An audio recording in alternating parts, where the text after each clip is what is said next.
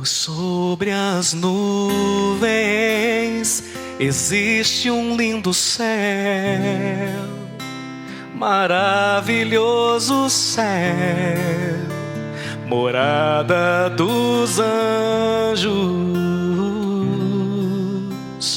Por sobre as nuvens existe um trono, cujo rei está sentado à direita de Deus. Céu, lindo céu, é o lugar onde eu quero viver para sempre. Céu, lindo céu, é o lugar que meu Deus preparou para mim. Céu, lindo céu, onde com os anjos eu cantarei, adorando ao Senhor. Oh, oh, oh, oh,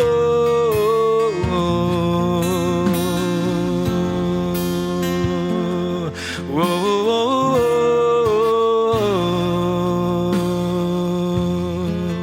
Pode continuar os instrumentos?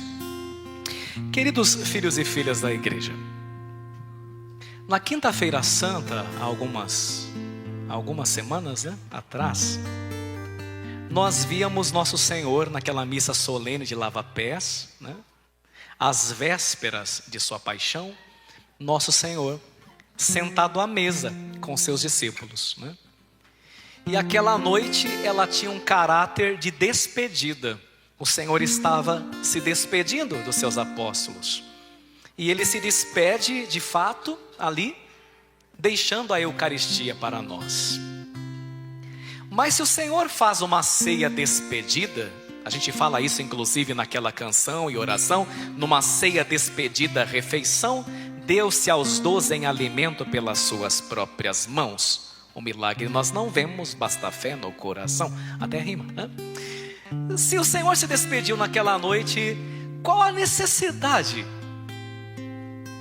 de ir até o Monte das Oliveiras e pedir que os discípulos, após sua ressurreição, saiam de Jerusalém? O trajeto é longo, correndo risco, porque os cristãos estavam sendo perseguidos, mortos, e fosse revê-lo ressuscitado na Galileia para se despedir dele lá no Monte das Oliveiras, não é? Se a quinta-feira santa já foi a despedida, por que essa despedida na primeira leitura de Atos dos Apóstolos lá na Galileia? É uma boa pergunta, não é? Então, Galileia, no hebraico e no aramaico, língua de Jesus, de São José e de Nossa Senhora, Galileia quer dizer em português círculo. Sabia disso? Jesus era lá da Galileia, Galileia quer dizer círculo. Aí você fala, tá, padre, e? O círculo, conforme nós aprendemos na geometria, ele tem um início num ponto, não é isso? Mas para que o círculo aconteça, ele tem que caminhar, dar a volta e fazer o quê? Voltar ao mesmo ponto. Se você não volta ao mesmo ponto, você não tem um círculo. Interessante, não é? Por isso, por exemplo, acho que muita gente talvez não tenha pensado, por que a aliança, aqui, por que a aliança é o símbolo do amor? Porque a aliança representa o infinito. Ela não tem começo, nem meio e nem fim, como deve ser o amor genuíno, o amor verdadeiro, Por isso que a aliança é um círculo, Não tem começo, nem meio e nem fim. Mas para você fazer um círculo de fato, você precisa voltar ao início. E Galileia quer dizer círculo. Ora, a Galileia foi justamente onde tudo começou. Foi onde Pedro, Tiago, João e André conheceram o Senhor, viram o Senhor Jesus pela primeira vez. São João vai falar, vai lembrar até a hora, era por volta das 4 da tarde. Foi onde Pedro, André, Tiago nasceram. Foi onde eles formaram suas famílias, onde Pedro conheceu sua esposa. Foi também onde o Zebedeu, o pai deles, montou um negócio, que era uma sociedade de pesca. A Galileia foi onde tudo começou, onde uma grande história de amor teve início. Mas a Galileia, queridos filhos e filhas, ela era uma região desprezada no mundo bíblico, principalmente porque ela era uma região composta por uma população que tinha se misturado com os povos pagãos. Então o povo galileu, na cabeça do judeu da capital de Jerusalém, não era um judeu assim de primeira linha, era um judeu de quinta categoria. Por quê?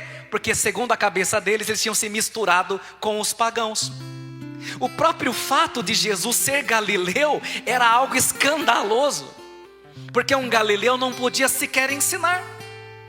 Por isso que o glorioso, grandioso Padre Zezinho, né? No mesmo tom, irmão, vocês sabem? Um certo dia, à beira-mar, apareceu um jovem galileu. Por causa disso, tá vendo? Então, Jesus ser galileu era um escândalo, porque a Galileia era desprezada. Mas veja que interessante, né? Mas surpreendentemente, os discípulos têm que deixar hoje, na primeira leitura, a poderosa capital de Jerusalém e ir para a periferia, porque é lá que se dará a boa nova.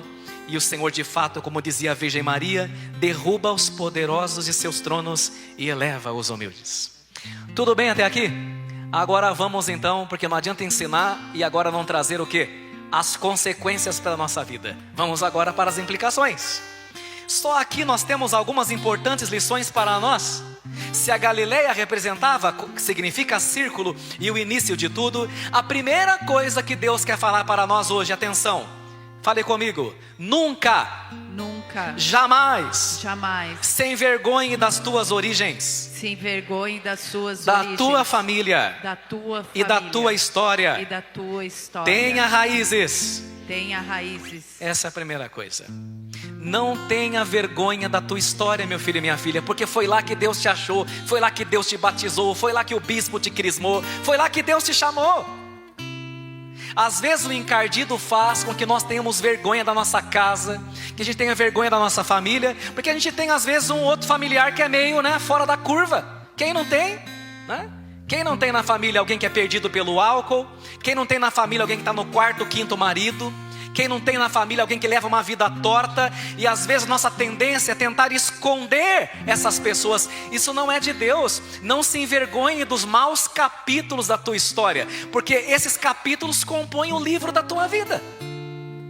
Eu acho engraçado, né? Quando a gente é adolescente, desculpa falar assim, mas quando a gente é adolescente, a gente é meio besta, né? Ô mãe, me deixa um quarteirão antes, tá? Por quê? Porque meus amigos não podem ver eu com a senhora, né? Ainda bem que depois que cresce a gente tem que criar um pouco de juízo, né? Eu me lembro, hoje estava vindo para cá depois da missa das 8. Eu lembro quando algum amigo meu, a gente ia na matriz, e daí alguém dava carona pra gente, né? E minha casa era tão simplesinha e toda cheia de buraco na parede, né? E o nosso portão era uma ripa da cama, né? A gente tinha um estrado velho, então a gente amarrou com arame e fez portão, porque não podia comprar portão, né? E daí para pôr carta era um cano de esgoto cerrado. Colocava lá cartas, né?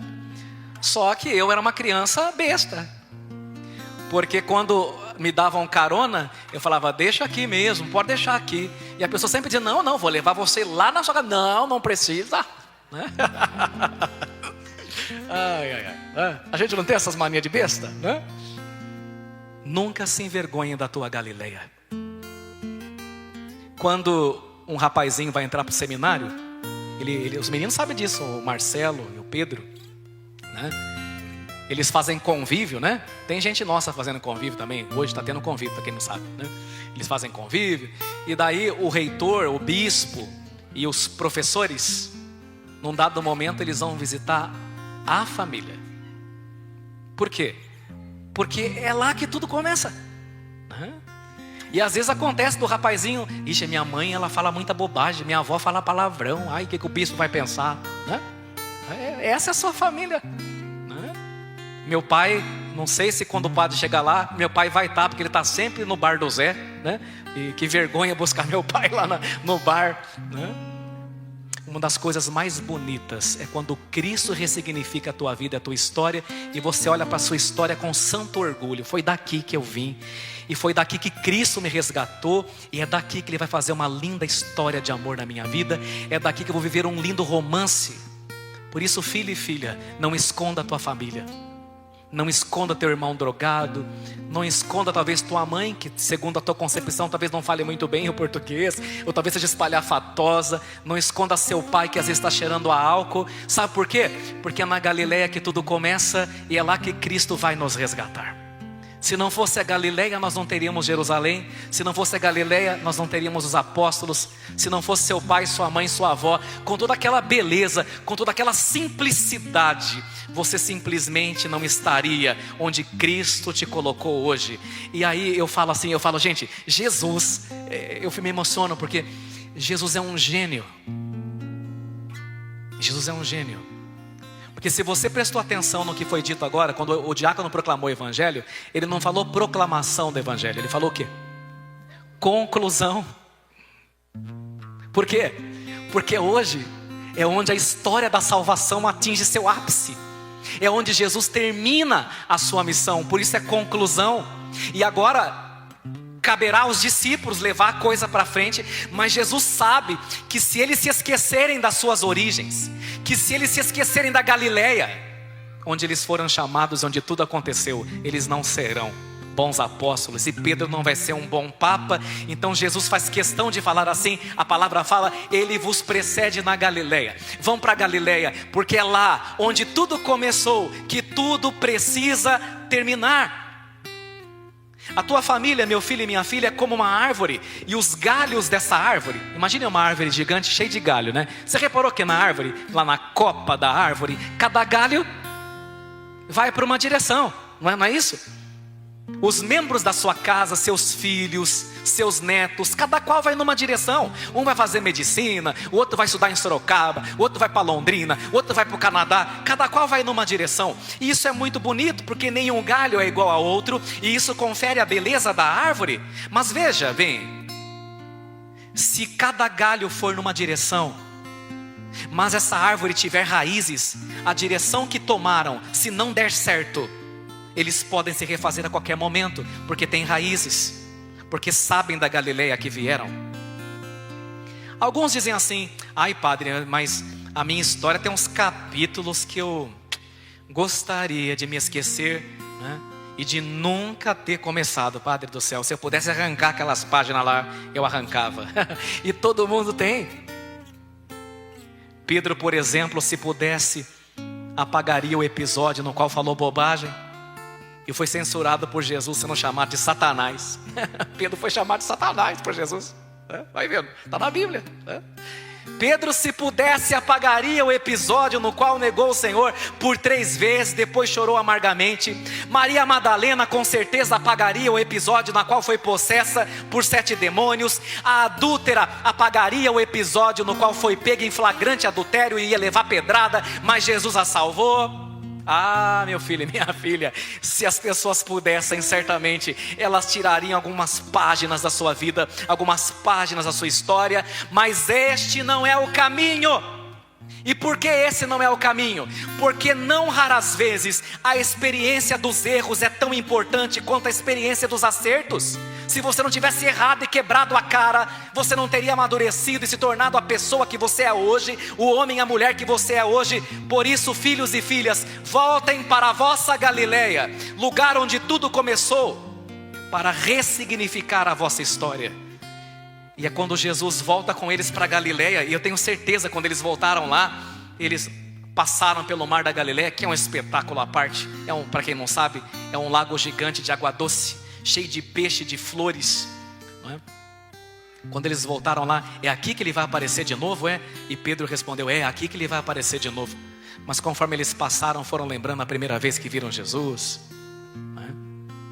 A primeira vez que pescaram peixe de maneira abundante, quando Cristo andou sobre aquele lago, e tudo foi voltando à memória, e eles revisitaram a própria história, e foi naquele momento que eles entenderam que só em Jesus Cristo tudo faz sentido, e é em Jesus que a nossa história se encaixa, e tudo se encaixa perfeitamente. Somente quando eles voltaram para a Galileia, eles entenderam que tudo tinha um propósito, que mesmo dos erros, Deus tira grandes bens. Porque quando nós acreditamos em Cristo, nós dizemos Félix culpa, culpa feliz, porque até daquilo que deu errado, Deus tira coisas extraordinárias. E quando eles voltaram para a Galileia, eles entenderam, agora sim, está tudo fazendo sentido, Pedro, está tudo fazendo sentido, André. Nós não estamos jogados ao léu, nós fazemos parte de uma linda história de amor. E é aqui que se esclarece melhor, filho e filha, o que nós estamos celebrando hoje, a ascensão do Senhor, ou seja, a sua subida ao mais alto do céu. A ascensão do Senhor de corpo e alma nos mostra que o Senhor habita nesse momento agora, por volta das 10h53, ou melhor, 10h53 essa manhã. Nesse momento, o Senhor está no paraíso de corpo e alma, e Nossa Senhora também, e os outros santos, Filomena, Curadars, São José, estão apenas em alma, porque ainda não aconteceu o fim do mundo. Mas tem duas pessoas que estão de corpo e alma, Jesus e Nossa Senhora. Esse evento glorioso mostra que também nós, após a segunda vinda de Cristo e o juízo final, também habitaremos no céu com o corpo glorioso, ou no inferno com o corpo tenebroso.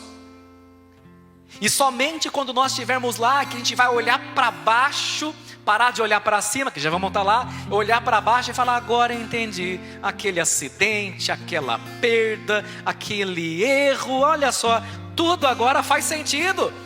Somente quando nós estivermos lá na glória, nós vamos entender que tudo era um propósito de Deus em nossa vida, e que a mão dele nos conduziu em cada segundo de nossa vida.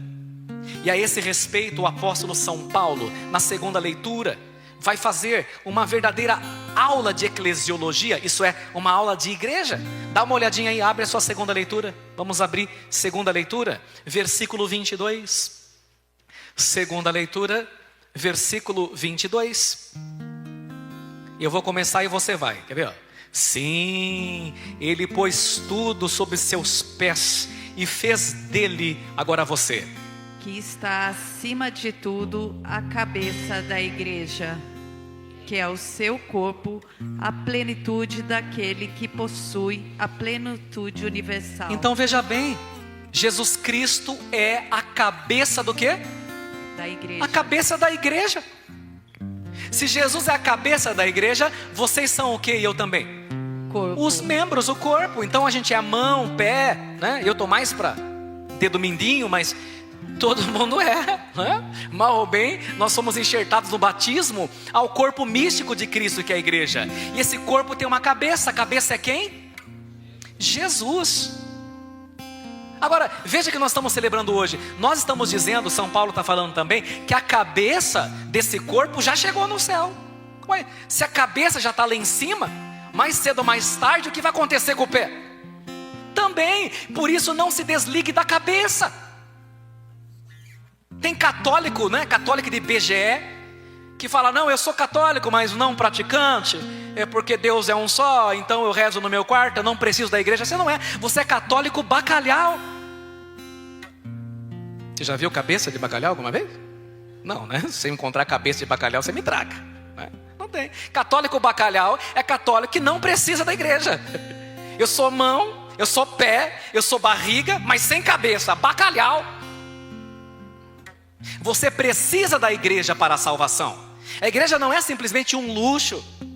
A igreja não é simplesmente uma instituição humana. Não, Jesus Cristo quer e quis a igreja para a salvação. Então daqui, meu filho, se você largar a igreja, você é mão fora da cabeça. Você, veja bem, se a cabeça chegou lá em cima e vai acontecer com os membros a mesma coisa, fora da igreja não há salvação. Extra ecclesia nulla salus. Fora da igreja não há salvação, porque os membros precisam estar ligados à cabeça, e Cristo é a cabeça da igreja.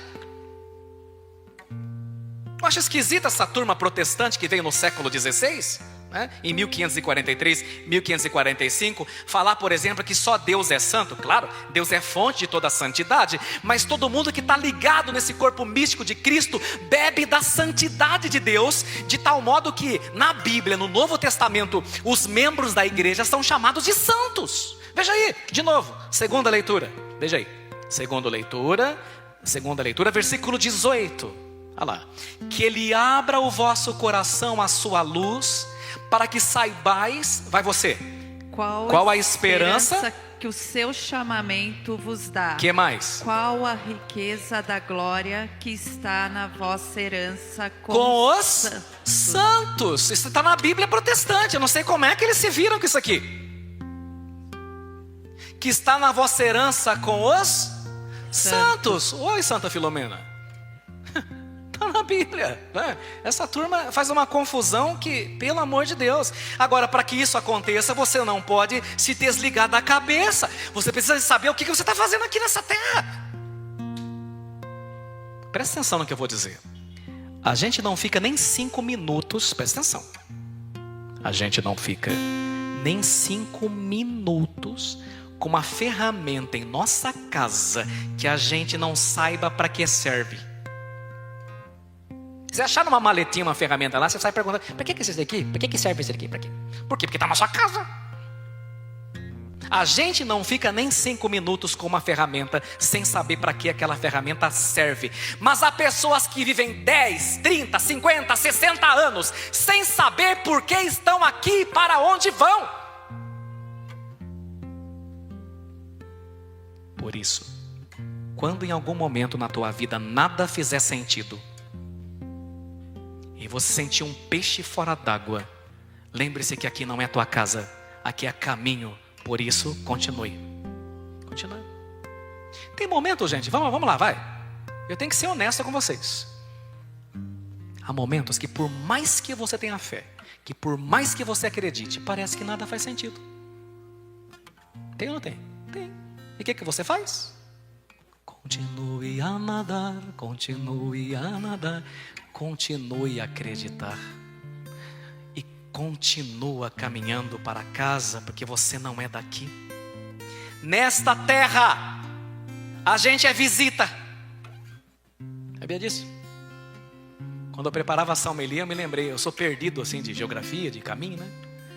Então às vezes acontece uma pessoa para a gente na rua: viu, moço, você sabe que caminho que eu pego para ir para o distrital? Né? Muitas vezes eu respondi, não sabia falar: eu não sou daqui. Nasci aqui, né? Mas eu não menti, porque de fato nós não somos daqui. A nossa casa verdadeira não é aqui. Estamos todos de passagem. E o nosso objetivo nessa terra, se você não entendeu ainda, é o seguinte: o que você veio fazer aqui? Deixa eu explicar para você o que foi que você veio fazer aqui. Fala comigo. Observar. Observar. Então seja bem coruja. Observa bem. Segundo, fala comigo. Aprender. Aprender. Crescer. Crescer. Amar. Amar. E depois vamos para casa. E depois vamos para casa. Nós vamos para casa. Tem gente que já chegou, seu pai que já foi, sua avó que já foi. Nós vamos todos para casa. Você vai observar, você vai aprender, você vai crescer, você vai amar. E depois, meu filho e minha filha, nós vamos todos para nossa casa.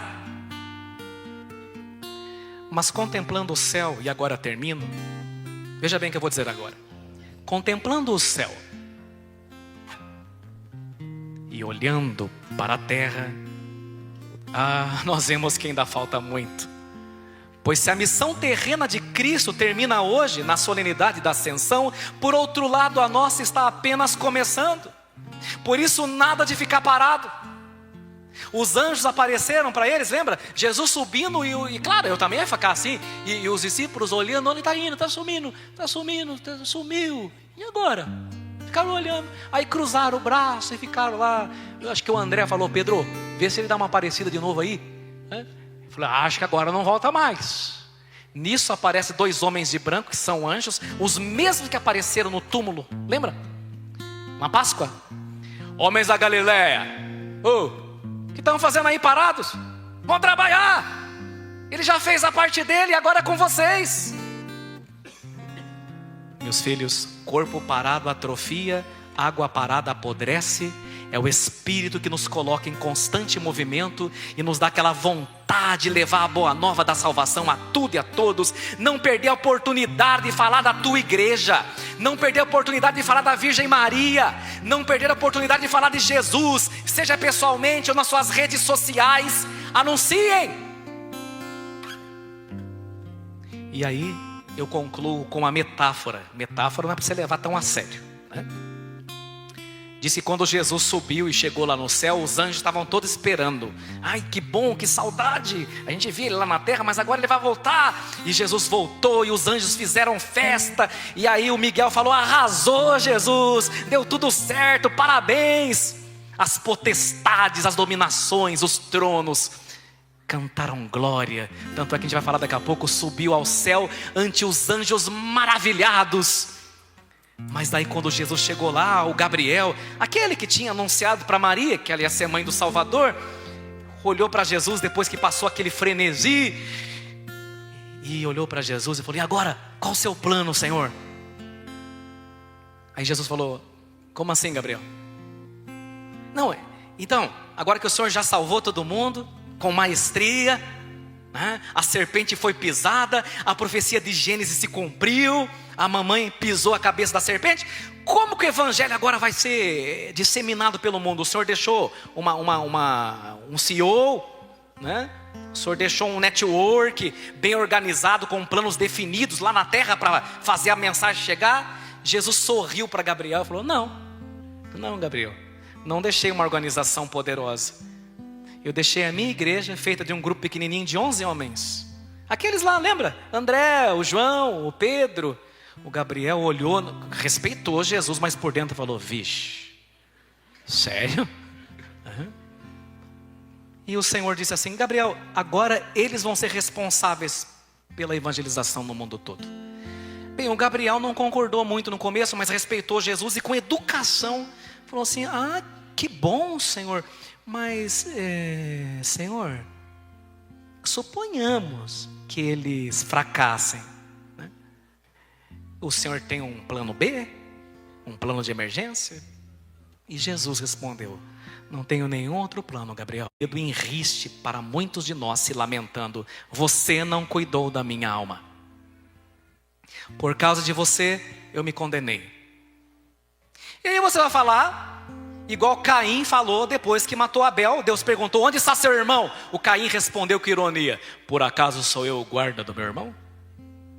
E Deus disse: o sangue do teu irmão está clamando, está bradando a mim. E Deus dirá: o sangue do teu irmão clama da África, da China, da Índia. A voz do sangue do teu irmão está clamando diante de mim, e tu não fizeste nada. Há sangue nas tuas mãos, o sangue daqueles que você poderia ter conquistado para mim, se tivesse evangelizado. Ou como você é vergonhoso, tímido, se pelo menos tivesse enviado alguém no teu lugar. E aí vai ser motivo de vergonha para nós. Eu me lembro de uma santa que viu o inferno e o purgatório. Isso me marcou muito. Ela chegou no purgatório e viu o filho dela mais novo caindo em queda livre para o inferno. E quando passou por ela, disse: mamãe, por que a senhora não fez nada?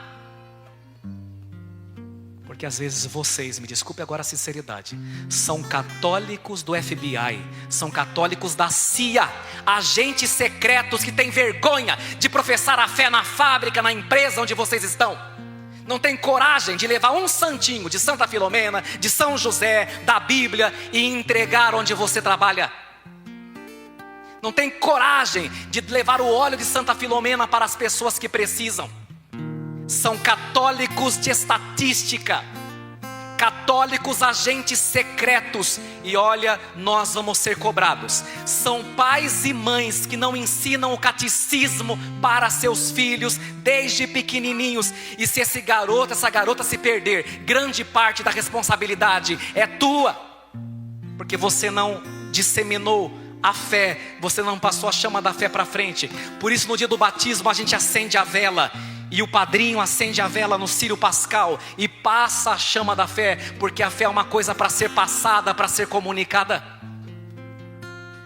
Imagine quantas pessoas se perdendo, porque você não teve coragem de anunciar o evangelho, porque você quis ser amigo do mundo, porque você quis ficar bem na fita com seus companheiros de trabalho, mas você não foi um evangelizador e uma evangelizadora.